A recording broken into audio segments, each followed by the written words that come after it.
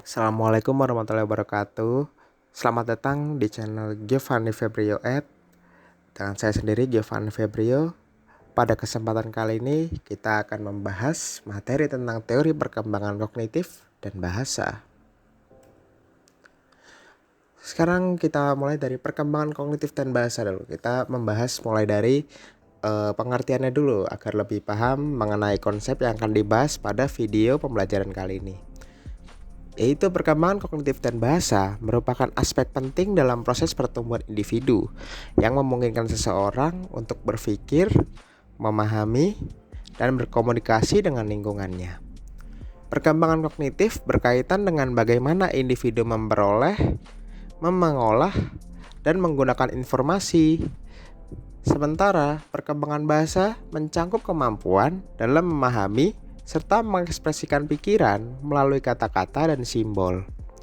Kedua aspek ini saling berinteraksi dan berkembang seiring dengan pertumbuhan usia.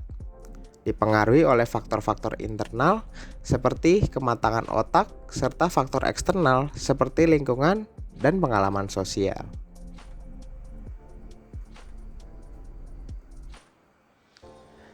Lalu kita mulai pembahasan yang pertama, yaitu teori perkembangan kognitif dan bahasa sendiri menurut para ahli.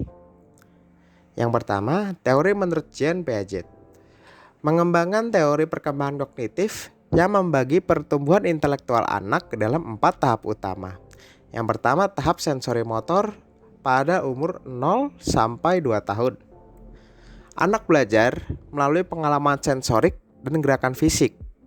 Mereka memahami konsep permanensi objek.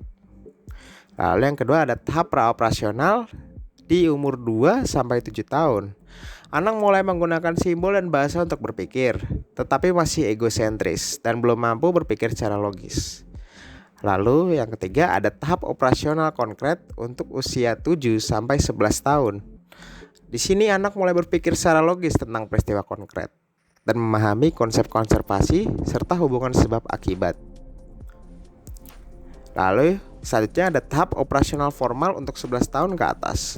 Anak mampu berpikir abstrak, menggunakan logika formal, serta mempertimbangkan berbagai kemungkinan dalam menyelesaikan masalah. Selanjutnya ada teori menurut Jerome Bruner.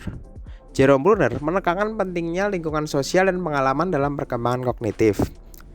Ia membagi proses pembelajaran ke dalam 3 mode representasi. Yang pertama enaktif. Untuk usia 0 sampai 1 tahun, anak belajar melalui tindakan fisik langsung terhadap objek.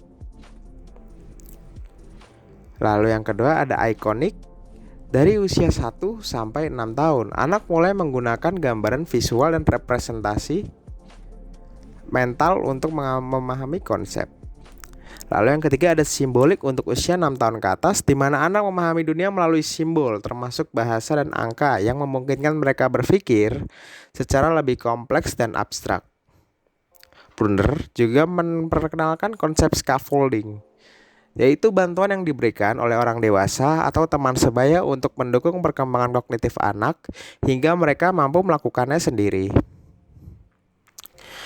Lalu teori muncul dari Lev Vygotsky. Lev Vygotsky menekankan bahwa perkembangan kognitif anak sangat dipengaruhi oleh interaksi sosial dan budaya. Beberapa konsep utama dalam teorinya adalah zona perkembangan proksimal atau ZPD, yaitu jarak antara apa yang dapat dilakukan anak sendiri dan apa yang dapat mereka capai dengan bantuan orang lain. Lalu ada scaffolding. Menurut Lev Vygotsky, ini dikutip bahwa proses pemberian bimbingan secara bertahap agar anak dapat menyelesaikan tugas yang lebih kompleks. Lalu yang ketiga ada bahasa dan pemikiran. Vygotsky percaya bahwa bahasa merupakan alat utama dalam perkembangan kognitif.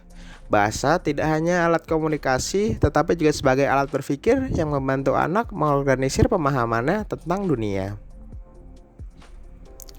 Lalu ada teori dari Noam Chomsky. Noam Chomsky mengembangkan teori nativis yang menyatakan bahwa manusia memiliki kemampuan bawaan untuk belajar bahasa.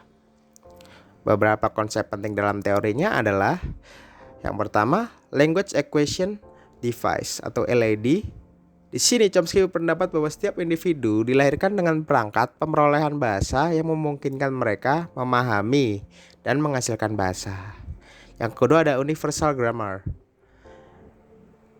Ia percaya bahwa semua bahasa memiliki struktur dasar yang sama dan anak-anak dapat dengan mudah mempelajari bahasa karena mereka memiliki sistem bawaan untuk mengenali pola bahasa. Yang ketiga, kritik terhadap teori behaviorisme. Chomsky menentang pandangan bahwa bahasa dipelajari hanya melalui peniruan dan penguatan, melainkan melalui mekanisme bawaan yang memungkinkan anak memahami tata bahasa secara alami. Dan pembahasan selanjutnya kita akan mulai membahas dalam ranah pendidikan, yaitu penerapan dalam dunia pendidikan untuk perkembangan kognitif dan bahasa. Yang pertama ada metode pembelajaran aktif, yaitu menggunakan pendekatan yang mendorong siswa untuk aktif mencari solusi sendiri, seperti dalam pembelajaran matematika dengan menggunakan benda konkret untuk memahami konsep pembagian. Yang kedua ada penggunaan media konkret, yaitu media konkret dapat membantu siswa memahami konsep abstrak yang lebih baik. Misal, menggunakan alat peraga dalam pelajaran agar siswa dapat melihat dan merasakan objek yang sedang dipelajari. Lalu yang ketiga ada penekanan pada interaksi sosial, yaitu pembelajaran yang melibatkan interaksi sosial antar siswa dapat memperkaya pengalaman belajar dan menghindari sikap egosentris. Contoh dalam penerapan ini adalah diskusi kelompok dan kerjasama dalam proyek. Lalu yang keempat ada pengembangan bahasa melalui dialog, yaitu menggunakan dialog sebagai alat untuk memahami dan mengeksplorasi pemikiran siswa. Ini juga mencakup penggunaan private speech atau pidato pribadi dan inner speech atau komunikasi dengan diri sendiri untuk membantu anak mengontrol perilakunya.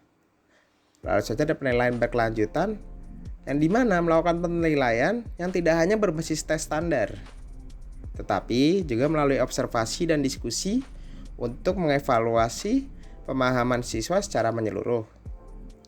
Selanjutnya ada lingkungan belajar yang mendukung, yaitu menciptakan lingkungan yang memungkinkan siswa bebas berkreasi dan mengekspresikan ide-ide mereka, sehingga mereka merasa nyaman dalam belajar dan berinovasi.